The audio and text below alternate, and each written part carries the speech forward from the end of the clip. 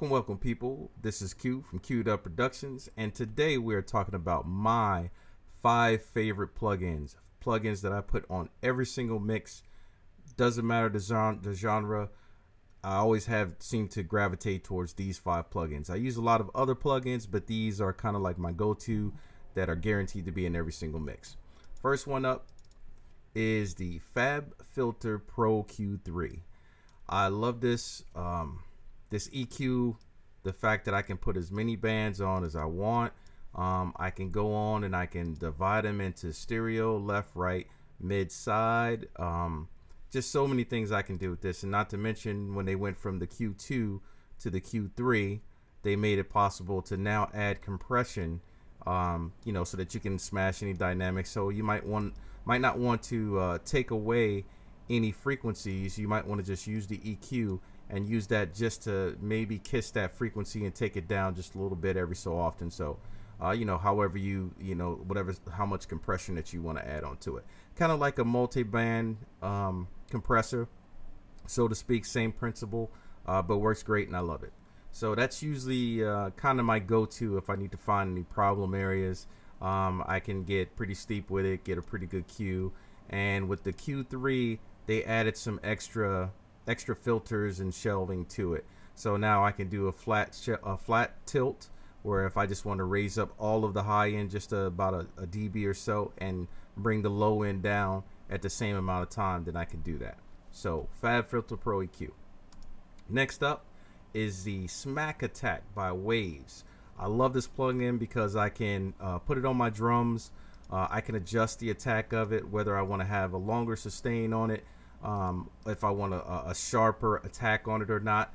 It just works great. I mean, it doesn't require a whole lot of thought to it. However much attack you want to add to it, as long as you won't overdo it, and you'll see it in this display here about how much you're adding and how much basic compression that you're putting on it, honestly, and then how much you want that to sustain. If you just want a sharp attack and you don't want any sustain on it, like you want that crack of the snare or something like that, then you just peel that back a little bit, increase your attack. And then sometimes I play with the sensitivity, sometimes I don't. Just depends on the track, and you can get some very good processing out of this plugin. Next up is the Waves HDelay, and quite a few of these plugins are Waves, only because what I tend to find with the Waves plugins is that there's not a lot of knobs and buttons to it, right? They just kind of get right to it, and I think that's what I love most about their plugins. If I want a delay, all I do is dial in what I want my delay to be, whether I want it ping pong or not, whether I want to read it by BPM or read it in milliseconds. If I want to try to get a little bit of ambiance or try to do the Haas effect on something, then I can do that right there and just dial it in. Pretty simple, straight to the point. Dry wet knob. If you want that that low hiss, if you look here, you can see that it's adding something to the noise floor to give it that analog feel. Then you can use that. Has a pretty good high pass and low pass, so that you can dial in and you don't have to put anything extra. You don't have to put an EQ after the delay, if you don't want to. And if you want to add some modulation or a little bit of a lo-fi effect to that, then you can do that too. All straight there, right in front of you. You can't, you can't get lost on this plugin. So another one of my favorites. And then we have the SSL compressor, the bus compressor. Just like with all the other ones, I mean, what you see is what you get.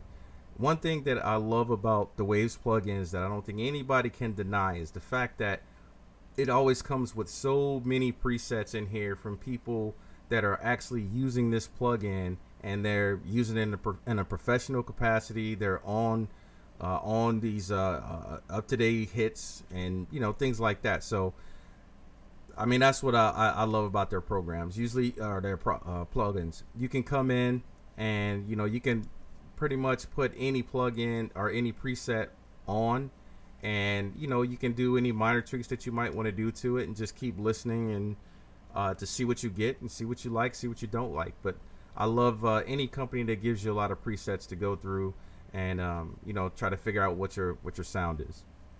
So Waves, it's another solid state logic emulation, but of the Bus Compressor. So I love that one.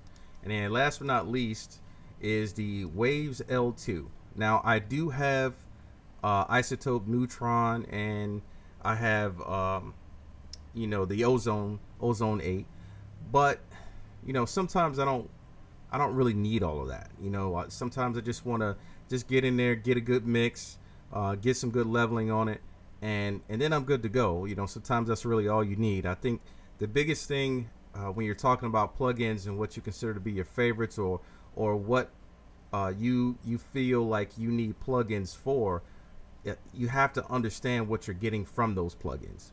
First and foremost, you have to know why you want that specific compressor. What does that compressor do? What I like about this limiter of L2 is the fact that I can go in and I can dial in whatever release that I want to it. You know, I just have to take that arc off. If I want to time it to the track, then I can go ahead and do my math and decide what I want that release to be. And it's pretty much simple as that. You know, you just basically hold these, you bring them down until you see how much compression that you get. Take disconnect the link, and then you bring it up to whatever ceiling that you're trying to get to, that you're trying to achieve. A lot of times I don't go all the way to just unity. I try not to go to 0. I may bring it down just a little bit, maybe 0.5, 0.4, something like that, and that's usually pretty good. And I don't think we're gonna have anybody out there whose ears are tuned, you know, to that, you know, that not anything. So but that's just me. And that's it. You know, those are my 5 plugins that are my go-tos, that make it in every mix that I do. I would love to hear, you know, what some of yours are, and even if it's more than 5. Just curious to know, you know, what everybody else is using and how they use it. I have been fond of the Abbey Roads plugins as of late, simply because I'm doing a lot of older school hip hop. Those are kind of the main requests that I'm getting, so that's where I've been spending most of my time, in the Abbey Roads plugins, and I love those. They have a great sound, great for analog feel and getting that old gritty type of texture from the, you know, from 90s hip hop. But I may do a video later on down the line, you know, talking about those as well. But that's my time. Hopefully somebody got something from this video. Appreciate you. Thanks for watching. Be sure to like and subscribe. Hit the notifications button so you stay up to date on all my latest content. And most of all, stay queued up. Peace.